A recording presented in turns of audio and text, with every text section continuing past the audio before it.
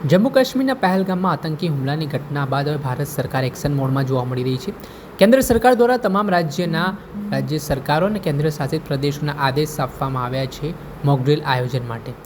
7 મે સમગ્ર દેશભરમાં અલગ અલગ રાજ્યોમાં મોકડ્રીલનું આયોજન કરવામાં આવ્યું છે. આયોજનમાં યુદ્ધની પરિસ્થિતિનું જો નિર્માણ થાય છે તો કઈ રીતે લોકોએ સાવચેતી દાખવવી, શું જાગૃતતા લાવી, તેના માટે સિવિલ ડિફેન્સની મદદ લઈને આજે સરકાર દ્વારા તમામ જગ્યાઓ પર મોકડ્રીલનું આયોજન કરવામાં આવ્યું છે. જે મોકડ્રીલ થકી નાગરિકો પોતાની સાવચેતી દાખવી શકશે.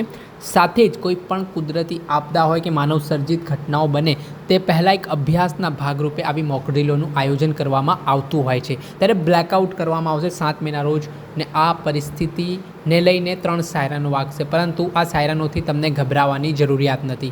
આ મોકડ્રીલ એટલા માટે થઈ રહી છે કે ગમે ત્યારે ભારત અને પાકિસ્તાન વચ્ચે જે તણાવપૂર્ણ સ્થિતિનું નિર્માણ થયું છે ત્યારે યુદ્ધના ભણકારા વાગી શકે છે, યુદ્ધની શરૂઆત થઈ શકે છે.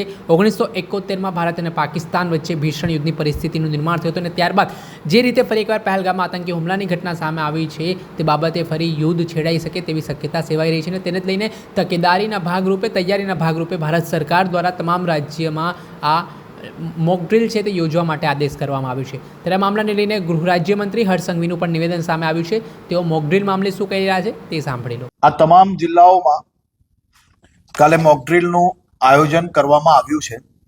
સાંજે 4 વાગે જિલ્લા કલેક્ટર શ્રી, વહીવટી તંત્ર અને તમામ ડિપાર્ટમેન્ટ સાથે મળીને જે વાઇટલ ઇન્સ્ટોલેશન છે તેમાંથી કોઈ બી 2-3 ઇન્સ્ટોલેશન્સ પર પ્લાનિંગના આધારે છેલ્લા સમયે નક્કી કરીને તાત્કાલિક ત્યાં સિવિલ ડિફેન્સની જે ગાઈડલાઇન્સ છે એ પ્રકારે તૈયારીઓ અને ત્યાં જે કોઈ લોકો છે તેને એ પરિસ્થિતિમાં કઈ રીતે શું કરવું જોઈએ તેની કામગીરી કાલે કરવામાં આવશે. તમામ જિલ્લાઓએ સવારે માહિતી આપતાની સાથે જ સાંજે વિડીયો કોન્ફરન્સ પહેલાં આ બધી જ જે કોઈ જરૂરી હોય એ તૈયારીઓ કરી લીધી છે અને બધા જ જિલ્લાઓની બેઠકો આજે મોડી રાત સુધી જે કોઈ ડિપાર્ટમેન્ટ્સ છે, ઇન્ડસ્ટ્રીઝ છે અને ખાસ કરીને સરપંચોને બી એની અંદર જોડવામાં આવ્યા છે. આ બધા જ ડિપાર્ટમેન્ટો દ્વારા એમના જિલ્લામાં શું કામગીરી કરવામાં આવશે તેની માહિતીઓ બી આજે રાત્રે તમામ ડીએમ દ્વારા જિલ્લા સ્તરે આપવામાં આવશે. ખાસ કરીને 4 વાગે વાઇટલ ઇન્સ્ટોલેશન્સ છે ત્યાં મોકડ્રીલ કરવામાં આવશે. એની સાથે સાથે 7:30 વાગે સાંજે કમ્પ્લીટ બ્લેકઆઉટ મોકડ્રીલ એ આ 18 જિલ્લાઓમાં કરવામાં આવશે. રાજ્યના સૌ નાગરિકોને હું વિનંતી કરું છું કે આ મોકડ્રીલમાં સહયોગ આપવા માટે, ખાસ કરીને જે લાઇટો બંધ નહીં થઈ જશે, લાઇટો આપણે ક્યારે બંધ કરવી જોઈએ, કઈ રીતે કરવી જોઈએ એ આપણી સૌની જવાબદારી છે. અને 7:30 વાગે કાલે એ કમ્પ્લીટ આ મોકડ્રીલને સફળ બનાવવા માટે આ તૈયારી મોકડ્રીલની આપ સૌ લોકો કઈ રીતે કરી શકો તો 7:30 વાગે પોતપોતાની ઓફિસ હોય, ઘર હોય તો કમ્પ્લીટ હાઇડ આઉટ થઈ જવું જોઈએ. કે કાચ છે, અગર પડદા બંધ થઈ જતા હોય ને જો રોશની બહાર નહીં જતી હોય તો તમે લાઇટ બંધ નહીં કરશો તો બી ચાલશે, પરંતુ તમારા ઘરની રોશની કે ઓફિસની કે રેસ્ટોરન્ટ હોય, મંદિરો હોય, કોઈ બી જગ્યા હોય, એની રોશની જે છે એ કોઈ બી પ્રકારે બહાર ના જાય તેની વ્યવસ્થાઓ આપણે સૌ લોકોએ કરવાની છે. તો કાલે આ મોકડ્રીલમાં 7:30 વાગે કમ્પ્લીટ લાઇટ આપણે સૌ લોકોએ બંધ કરવાની છે. સાથે સાથે કોઈ બી પ્રકારે ડરવાની જરૂર નથી, કોઈ પેનિકની જરૂર નથી. આ મોકડ્રીલ છે ને મોકડ્રીલની અંદર તમામ નાગરિકો સમજી શકે તે માટે આ એક ખૂબ સારો પ્રયાસ કેન્દ્ર સરકાર દ્વારા કરવામાં આવ્યો છે ને એમાં આપણા રાજ્યમાં બી આ 18 જિલ્લામાં ખૂબ સારી રીતે આ મોકડ્રીલનું આયોજન વિભાગો દ્વારા કરવામાં આવ્યું છે.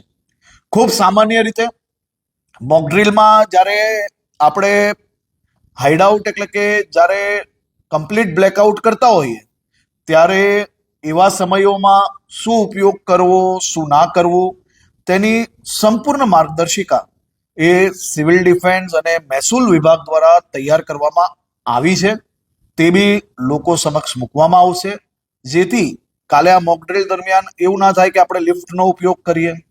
લિફ્ટનો આવા સમયે ઉપયોગ ના કરવો જોઈએ, અને સાથે સાથે જરૂર ના હોય તો મોક ડ્રિલના સમયે આપણે હરવા ફરવાનું બી ટાળવું જોઈએ.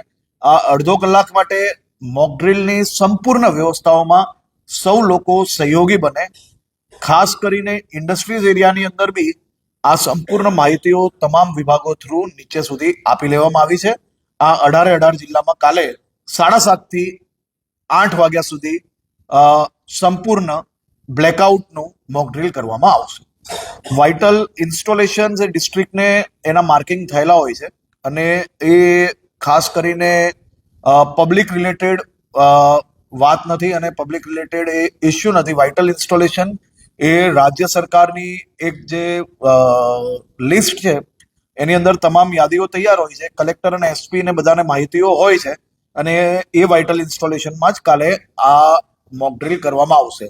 પરંતુ સામાન્ય રીતે જાહેર નથી કરવામાં આવતું. સામાન્ય રીતે કોઈ બી ફેક્ટરીઓ જે 24 કલાક 365 ડેઝ ચલાવવી પડતી હોય એવા કોઈને બી બંધ નથી કરવાની, પરંતુ ત્યાં જિલ્લા વહીવટી તંત્ર અને એ ઇન્ડસ્ટ્રીઝ સાથે મળીને મોક ડ્રિલનું પ્લાનિંગ કરી રહી છે. આ પ્રકારે તમામ ઇન્ડસ્ટ્રીઝમાં જે સિવિલ ડિફેન્સના નોર્મ્સ છે એ નોર્મ્સને ધ્યાનમાં રાખીને જ આ કામગીરી કરવામાં આવશે. પરંતુ તમામ એવી ફેક્ટરીઓ બી નથી હોતી કે એની લાઇટ બંધ કરવાથી ફેક્ટરી બંધ થઈ જાય. દરેક ઇન્ડસ્ટ્રીની લાઇટો બહાર નથી બી જતી હોતી, પરંતુ આપણે સાંભળ્યું કે ગુજરાતના ગૃહ રાજ્યમંત્રી હર્ષ સંઘવી તેમનું મોટું નિવેદન સામે આવ્યું છે.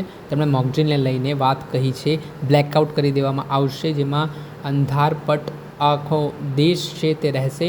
તેમાં મોક ડ્રિલનો મુખ્યત્વે હેતુ કે જે યુદ્ધમાં જે પરિસ્થિતિનું નિર્માણ થાય છે ત્યારે આપણે શહેરીજનોએ કઈ કઈ વસ્તુઓને ધ્યાનમાં રાખીને સરકારને મદદરૂપ બનવું તે બાબતે પણ આ સિવિલ ડિફેન્સના માણસો છે તે અલગ અલગ વિસ્તારોમાં જઈને લોકોને જાગૃત કરવાના કામ કરશે.